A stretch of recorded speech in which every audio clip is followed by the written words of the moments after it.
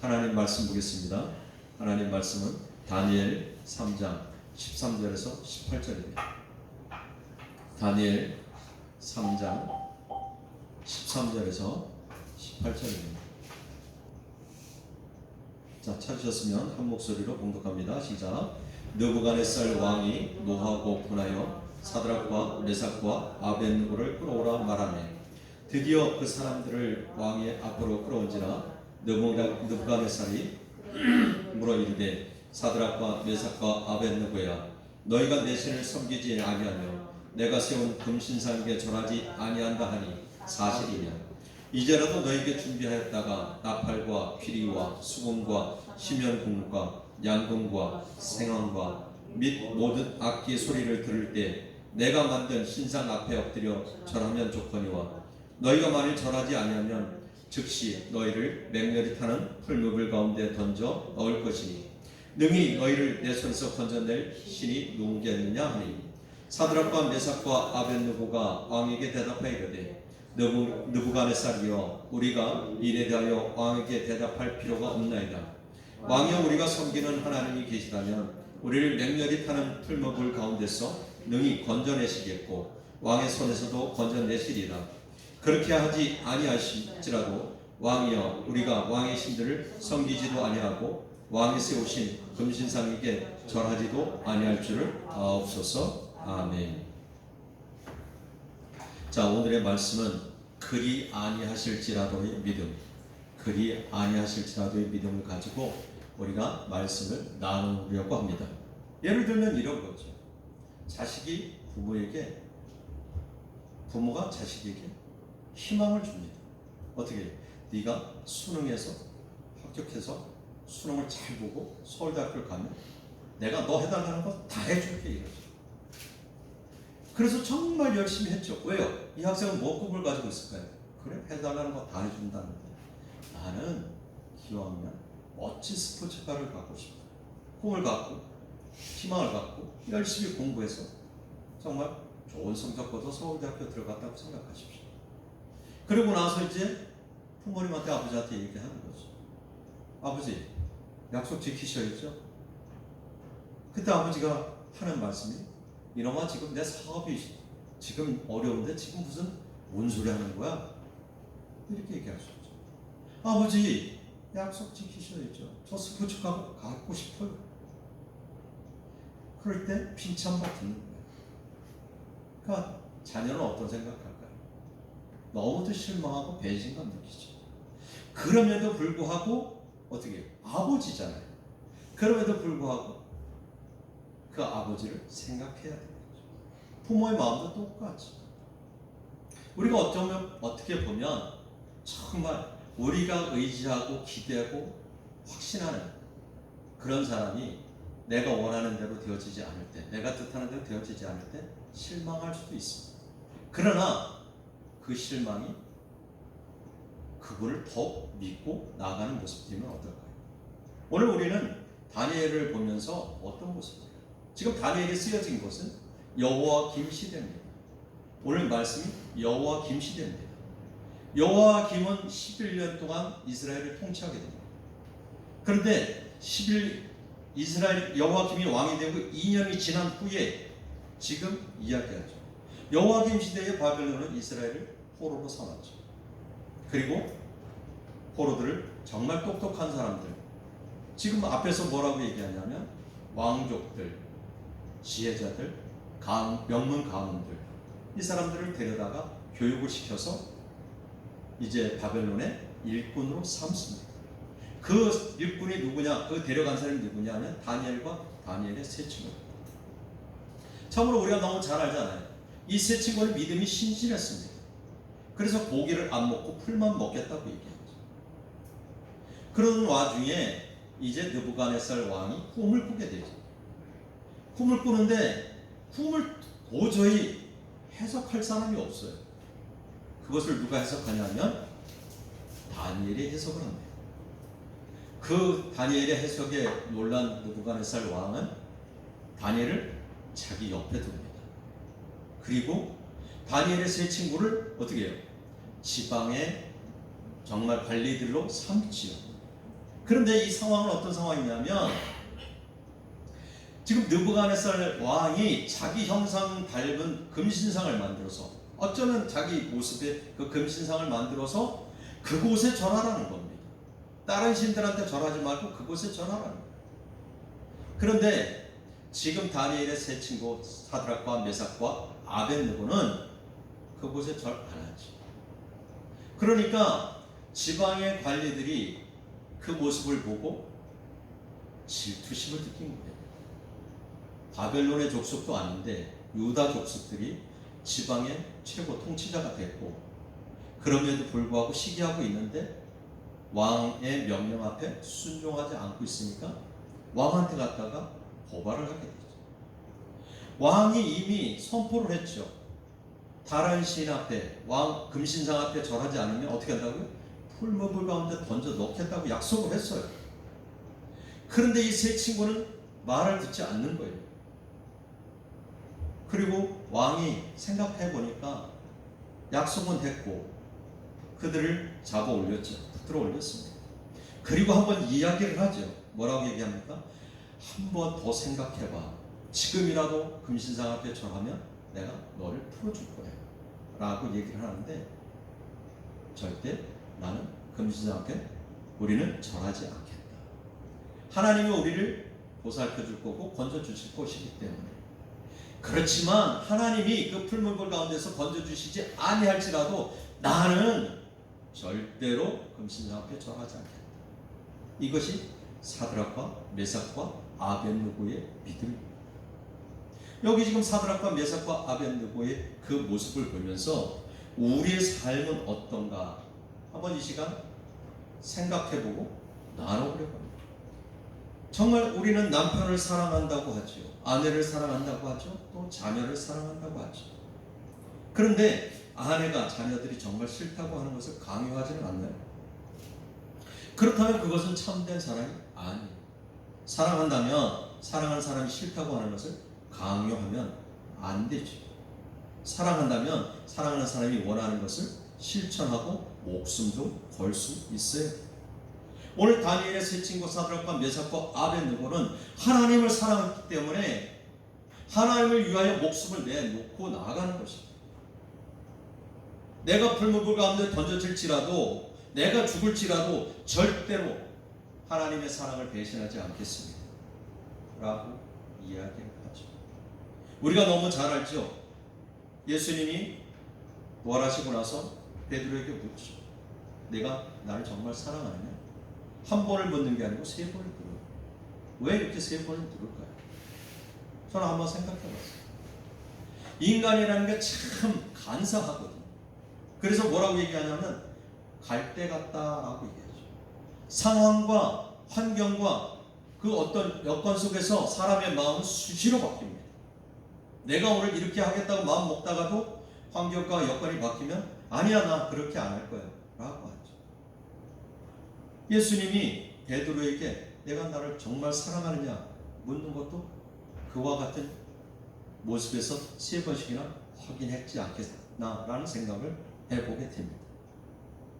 그렇다면 우리는 오늘 사드락과 메삭과 아벳느고의 믿음을 통해서 진정한 믿음이 무엇인지 어떤 것인지 한번 살펴보려고 합니다.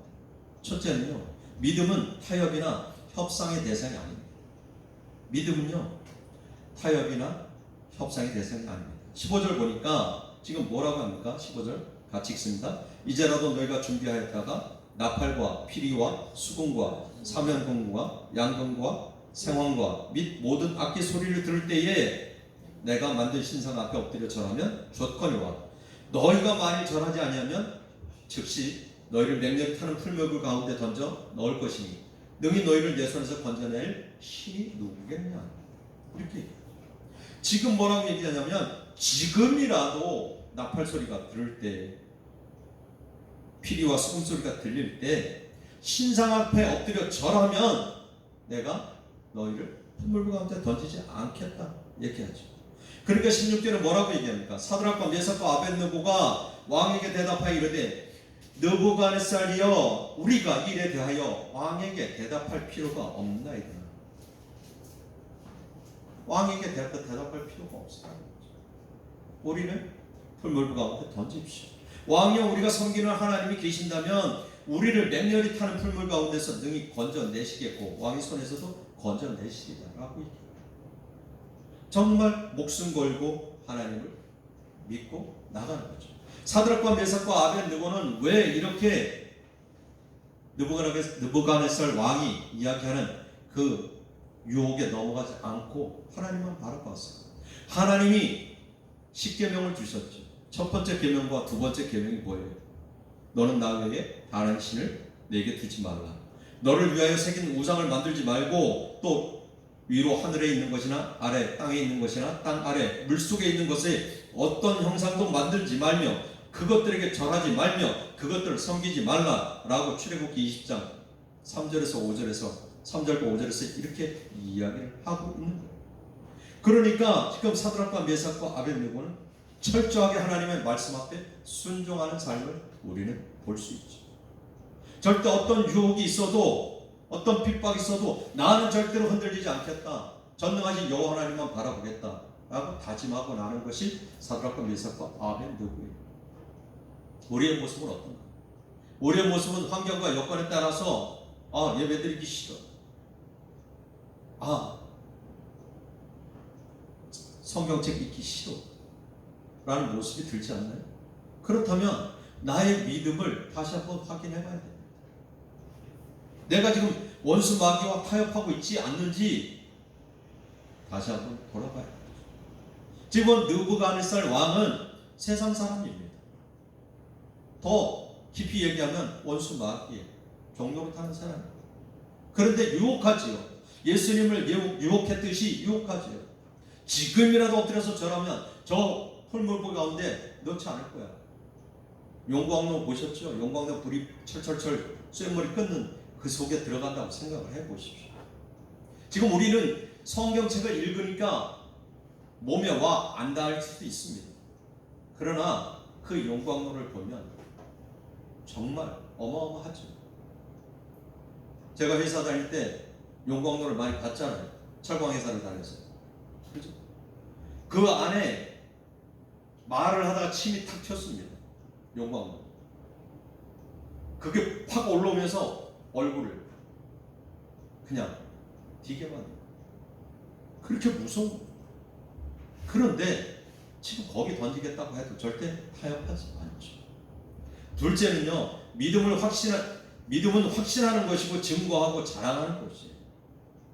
지금 아까 우리가 17절 읽었죠. 왕여 우리가 섬기는 하나님이 계시다면 우리를 맹렬히 타는 풀물 가운데서 능히 건져내시겠고 왕의 손에서도 건져내시겠고 하나님이 우리를 건져내실 겁니다. 그러니까 왕도 전능하신 하나님 믿으시면 어떻습니까? 라고 비유적으로 얘기할 수도 있죠. 우리가요 마트나 아니면 또 다른 사람한테 그런 소리 들어요. 어디 가니까 정말 요새 수박이 엄청 싸면 엄청 달아. 그러면 그래 그 거기 어딘데? 라고 할 수 있죠. 그리고 달려갑니다. 그리고 사죠. 어디 홈플러스 가니까 물건을 엄청 좋은데 싸게 파는 거야. 소문을 내죠. 달려가죠. 우리는 지금 누구를 소문내야 되냐면 예수님이 나의 구원자심을 소문내야 되죠. 예수님이 나를 위해서 십자가에 못 박혀 돌아가심을 소문내야 되죠. 예수님만 나의 구원자심을 고백해야 되죠. 그리고 증거해야 됩니다. 지금 사드락과 메삭과 아벤느고는 그 모습을 나타내는 거죠. 그래서 복음서 마가복음 16장 15절에서 얘기하죠. 이르시되 너희는 온 천하에 다니며 만민에게 복음을 전파하라고 이야기합니다. 그리고 누가복음 9장 60절에서는요. 이르시되 죽은 자들로 자기의 죽은 자들을 장사하게 하고 너는 가서 하나님의 나라를 전파하라. 세상 모든 일 내려놓고 집안에 누가 죽었을지라도 그거 내려놓고 어떻게 가서 복음 전하는 게 제일 먼저다. 복음 전하라고 얘기하죠. 바울은 디모데후서 4장 2절에서 얘기해요. 너는 말씀을 전파하라. 때를 얻든지 못 얻든지 항상 힘쓰라. 너희는 내 증인이 되라고 얘기하는 거죠. 예수님의 증인이 되라고 얘기하는 거예요. 우리가 너무 잘 알잖아요. 예수님이 이제 십자가에 못 박혀 돌아가시고 다시 부활하셔서 40일 계시다가 하늘나라 올라가실 때 제자들한테 당부한 말씀이 있어요. 사도행전 1장 8절 말씀이죠. 너희가 권능을 받고 예루살렘과 온 때와 사마리아 땅끝까지 이르러 내 증인이 되라고 명령하셨죠. 우리는 증인된 삶을 살아가야 됩니다. 그리고 예수님을 자랑해야 됩니다. 하나님만이 나의 구원자심을 자랑해야 됩니다. 우리를 자랑하고 있습니까? 자랑하고 있나요? 나타내고 있냐는 거죠. 어쩌면 우리만 그냥 나만 믿으면 되지라는 생각을 가지고 있을지 몰라요. 그렇지만 나만 믿어서 되는 게 아니라 내가 구원받아서 구원받은 그 모습을 증거하라는 거예요. 나타내라는 거죠. 지금 사드락과 메삭과 아벳느고는 자신의 삶을 통해서 행함으로 믿음을 보여주고 있죠. 그 모습입니다. 세 번째는요, 믿음은 사랑에서 출발하는 거죠. 18절 봅니다. 18절 같이 읽습니다. 시작. 그렇게 하지 아니하실지라도 왕이여, 우리가 왕의 신들을 섬기지 아니하고 왕이 세우신 금신상에게 절하지 아니할 줄을 아옵소서. 이렇게 아옵소서.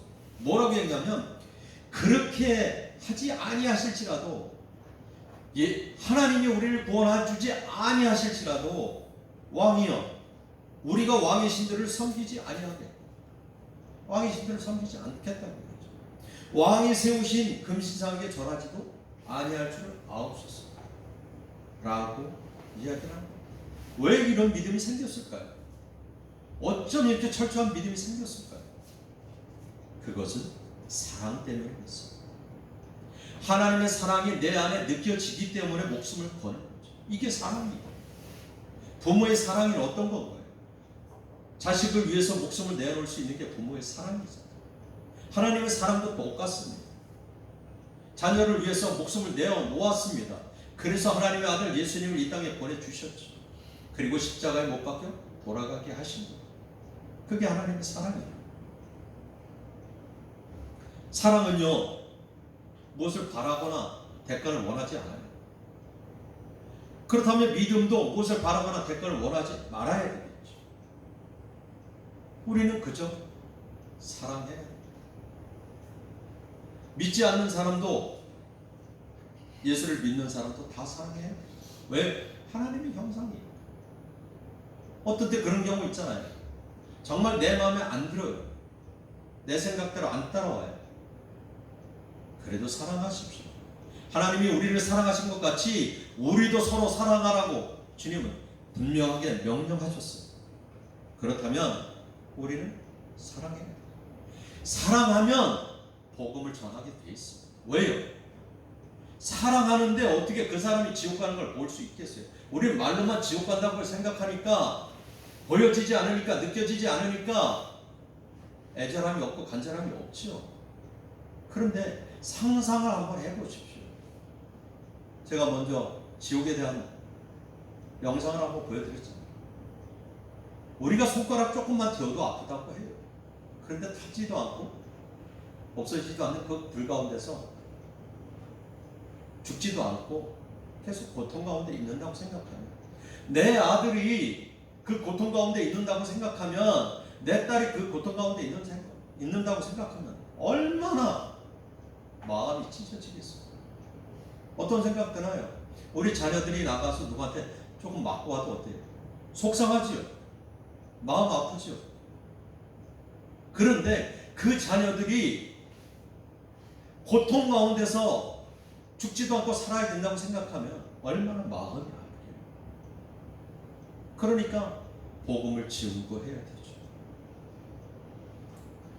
그래서 요한계시록 1장 5절 하반절에서 뭐라고 하냐면, 우리를 사랑하사 그의 피로 우리 죄에서 우리를 해방하셨다. 하나님 우리를 이렇게 사랑하셨어요. 그래서 우리를 그의 피로, 하나님의 피로 우리 죄를 사하여 주신 거예요. 우리가 너무 잘 아는 말씀 있죠. 요한복음 3장 16절 한번 같이 암송하죠. 그죠?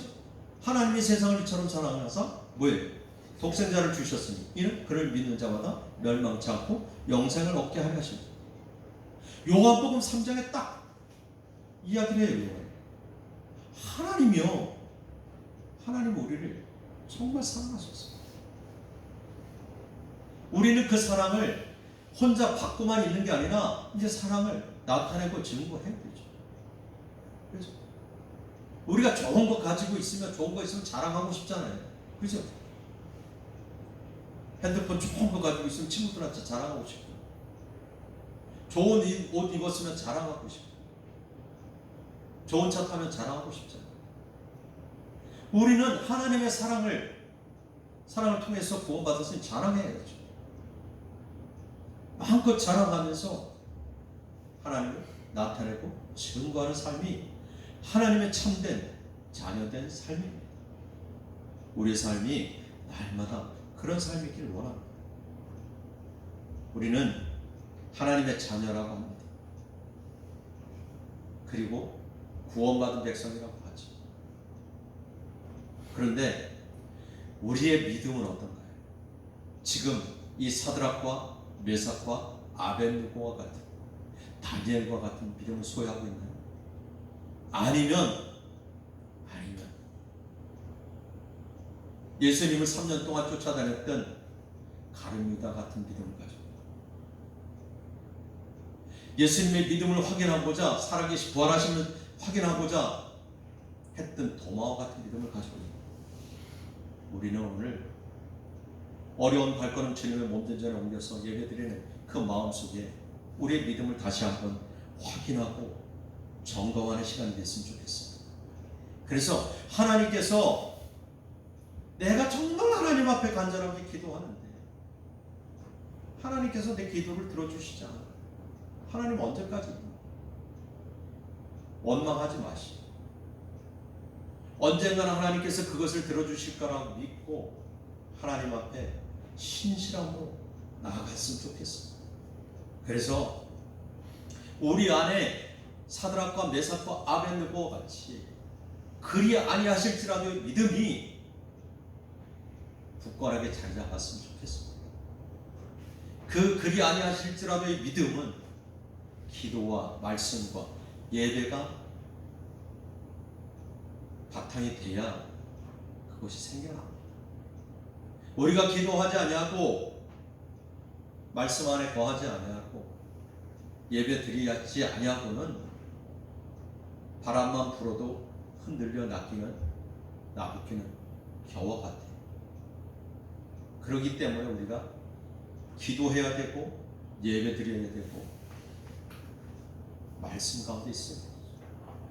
우리는 이 세상 78억 인구가 다 하나님을 압니다. 그리고 급할 때는요, 제가 말씀드렸잖아요. 중이 산에서 내려오다가 발을 헛디뎌서 낭떠러지고 떨어질 상황이 되었어요. 그러다 어떻게 소나무를 딱 가지를 붙잡았습니다. 가지가 휘청휘청하죠. 그러니까 이 중이 뭐라 그랬겠어요? 스님이 뭐라 그랬겠어요? 하나님, 저 좀 어떻게 살려주세요. 저 좀 어떻게 살려주세요. 이러더라는 거예요. 이게 왜 그런 현상이 일어났을까요? 우리 안에, 우리는 하나님이 우리를 만드셨기 때문에 우리 안에 원초적인 신앙은 뭔 신앙이 있습니까? 하나님 믿는 신앙이 있거든요. 하나님이 우리를 만드셨다는 그 믿음이 있기 때문에 엄격결에 하나님의 소리가 나오는 거예요. 정말 급한 일이 있고 힘든 일이 있고 어려운 일이 있으면 부지 중에 하나님을 찾는 게 모든 사람들의 모습입니다. 이건 왜 그러냐면 우리는 하나님이 만드셨기 때문에 그렇습니다. 하나님이 우리 가운데 모든 생각과 모든 것을 넣어주셨기 때문에 그래요. 그런데 우리가 죄악 가운데 있는 것은 우리의 생각과 우리의 뜻으로 하나님의 말씀 앞에 불순종했기 때문에 우리 생각을 누가 주관해요? 마시가 주관하는 거죠. 원수마귀가 주관하는 거죠. 그래서 하나님의 뜻대로 온전하게 순종하지 못하고 살아가는 거죠. 우리가 정말 이 시간 짧은 말씀을 나누면서 사드락과 메삭과 아벳느고의 믿음, 사자굴 속에 던져질지라도 하나님을 부인하지 않았던 다니엘과 같은 믿음, 이 믿음을 소유하는 우리 모두가 되기를 예수 이름으로 축복합니다. 아멘.